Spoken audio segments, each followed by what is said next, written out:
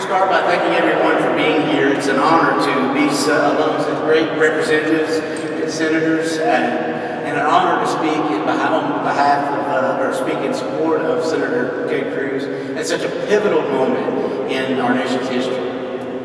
I'm glad to be joining two Texas governors, Governor Rick Perry and Governor Greg Abbott, and more than 24 of the most conservative members of Congress in support of Ted Cruz for president.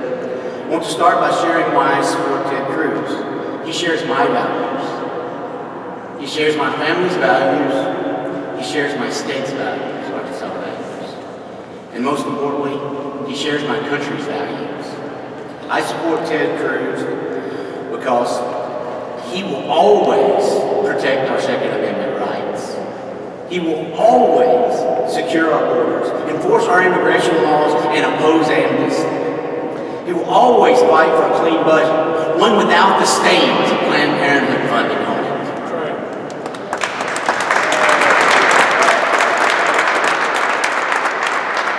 I want to get to an more important point, because values matter.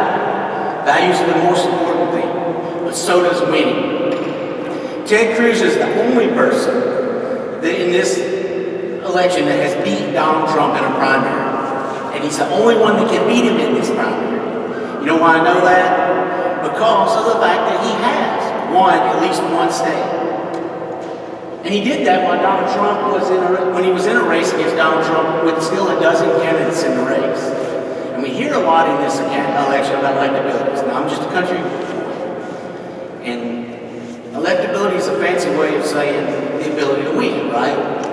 Ted Cruz is the only candidate in this primary season to have won a state besides Donald Trump. You can cite polls all day long. And all day long, the only poll that matters is the one that's election day, and Ted Cruz has won.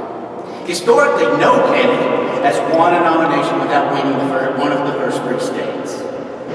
When I look at this primary season, what I see is a rejection of the Washington cartel. When you look at the numbers, people are actually saying who got this percentage or that percentage, this percentage. What you're clearly seeing is 80% of the electorate, perhaps, is rejecting the Washington, D.C. insiders. And I think I know why. Over the last several presidential elections, the same establishment folks that told us that nominating a moderate candidate is the path to winning the White House are now the same people telling us to support yet another establishment candidate. Conservatives shouldn't have to settle for more of the same, especially when we have seen time and time again that offering lukewarm candidates won't win independence. Offering contracts to our opponents will win in November. Ronald Reagan proved that. The same establishment folks that told us Jeb Bush could win wasted $150 million. And we know how that worked out.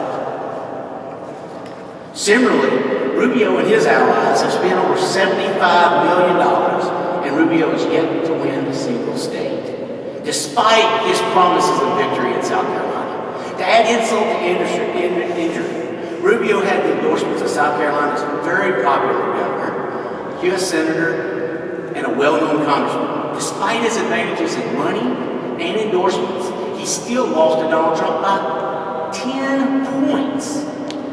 If Rubio can't win South Carolina, where will he win? I say again, Ted Cruz is the only person in this race that can beat Donald Trump. I look at the other two candidates, Donald Trump and Marco Rubio. Rubio has no realistic path to the nomination. And Donald Trump is unlikely to win the general election. Ted Cruz is the only one that can win both the nomination and the general election, giving Republicans the White House. In one-on-one polls, Ted Cruz beats Donald Trump by 16 points. Similarly, Cruz consistently defeats Hillary Clinton, while Trump consistently loses to Hillary Clinton. If appointing a constitutional-minded Supreme Court justices matter to you, join me in supporting Senator Ted Cruz.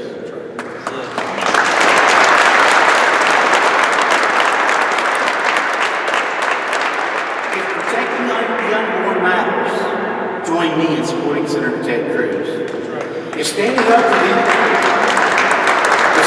for taxpayers and send the rich DC cronies matters, join me in supporting Ted Cruz. Ted Cruz is the consistent conservative in this race. This is our time to stand up. This is our time to reignite the promise of America and take our country back for we the people. Thank you all very much.